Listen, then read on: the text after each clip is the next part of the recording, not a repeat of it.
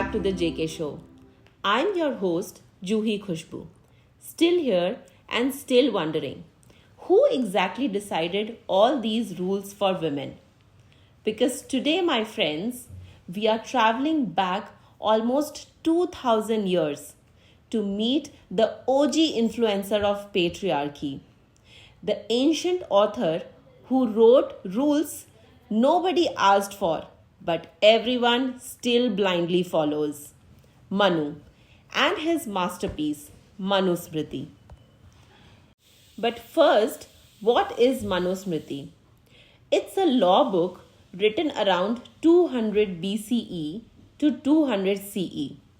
Not a divine scripture, not God's words, not a holy command, just the personal opinions of one man, Manu, on how society should function. Imagine one man writing who should obey, who should control, who should inherit, who should speak, who should stay within limits, and who should always listen. Now imagine those rules becoming culture, tradition, sanskar, hamare ghar ki reet, and this is how girls should behave. That is Manusmriti, a book written 2000 years ago that still whispers into our living rooms, marriages, classrooms, and family decisions, even in 2025. And guess what? Women had zero role in writing it, but their entire lives was defined by it. Imagine a man writing an instruction manual that says women must be controlled, women cannot live independently, women must obey men throughout life. A woman's god is her husband. Now imagine an entire civilization nodding and saying, "Wah, kitni achhi baat hai," and then forcing every woman to live by it. That is how deeply Manusmriti sunk into society. Here's the first twist. Manusmriti is not a religious text. It's a law book written by a Brahmin man, Manu, laying down guidelines for social conduct. But when you repeat any rule for thousands of years, when you teach it in the households, when you embed it in culture, it eventually becomes tradition. And when something becomes tradition, people stop questioning it. And that is how patriarchy survives. Let me read you some of the greatest hits from Manusmriti. Be ready and try not to throw your phone. Verse 5.147, which says, women must be kept under control. Kept under control? Like pets? Like the TV remote when India is playing a match? Now imagine generations of families absorbing this line and then raising daughters with the same mindset. Let's go to the next one. Verse 9.3. A woman is never fit for independence. That means childhood controlled by father, youth controlled by husband, old age controlled by sons. Basically, if you are a woman, you need a male warden from birth to death. And the saddest part is that we still see this in 2025. Women needing permission to study, to travel, to work, to choose their partners. Why? Because Manusmriti said so.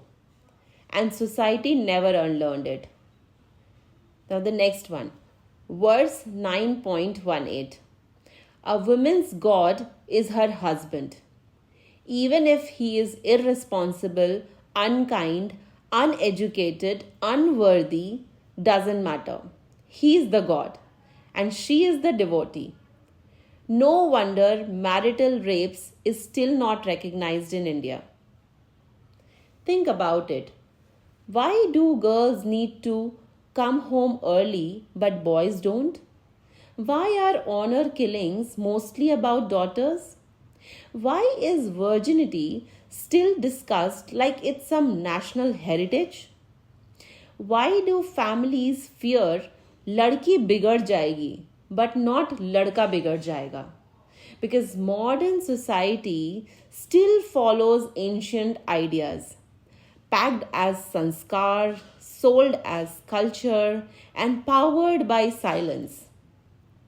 These verses have trickled down into rules on clothing, control on mobility, decisions about marriage, inheritance laws, female sexuality, education, roles inside homes. The whole narrative of good girl versus bad girls comes straight from these ancient rule books. India loves goddesses. We worship Durga for strength, Lakshmi for prosperity, Saraswati for knowledge. Yet, actual women are denied strength, prosperity, and knowledge. It's the biggest irony. We put women on pedestals so we don't have to give them power. But here's the good news. Today's women are breaking these stereotypes everywhere, and that terrifies society. A woman who chooses her education, her career, her partner, her voice, she is seen as Manusmriti ke khilaf. Which is hilarious because why should a 2000-year-old man decide how a woman should live in 2025? Now, there is a woman in my apartment. She is a widow and around 65 years of age. She wanted to start a chart corner, but her son didn't permit her. She told me that all her life she gave everything to her family, her husband, and her sons, and could hardly find time for her passion. Now that she lives all alone and has so much to offer to the society by way of her culinary skills, her son is not allowing her to follow her passion. I thought to myself, why does she even need his permission? After all, she is his mother. But again, Manusmriti verses. No wonder we are always being confused by all contradictory rules. Be independent, but not forget your duties. Work, but don't ignore your home. Be modern, but be traditional. Be confident, but not loud. And somewhere along the way, I realized these rules never come from women. They came from Manu, one man, and then millions followed without thinking. So, what do we do now? We don't need to burn books. We need to burn blind obedience. We don't need to rewrite religion. We need to rewrite interpretations. We don't need to fight men. We need to fight mindsets. And most importantly, we need to start asking questions like why? Why should girls be controlled? Why should obedience be a virtue only for women? Why should honor sit on a woman's body? Why must freedom be gendered?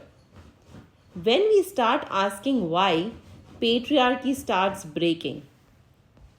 So, next time someone says, this is tradition, this is culture, we have always done it in this way, ask them, did you decide that? Or did Manusmriti decide that for you? Because culture is not a jail. Tradition is not a chain. Religion is not a cage. The only thing stopping women from being free today is a rule book written by a man who never imagined that thousands of years later, women would rise, question, and refuse to obey. And guess what? We already have. Thank you for listening to the JK Show. If today's episode sparked something in you, write to me. My email is in the description. You can share anonymously too. Next week, we go deeper into patriarchy's control mechanisms. Log kya kahenge? The most powerful weapon of patriarchy.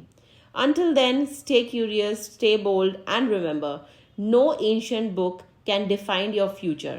Only you can. Thank you very much.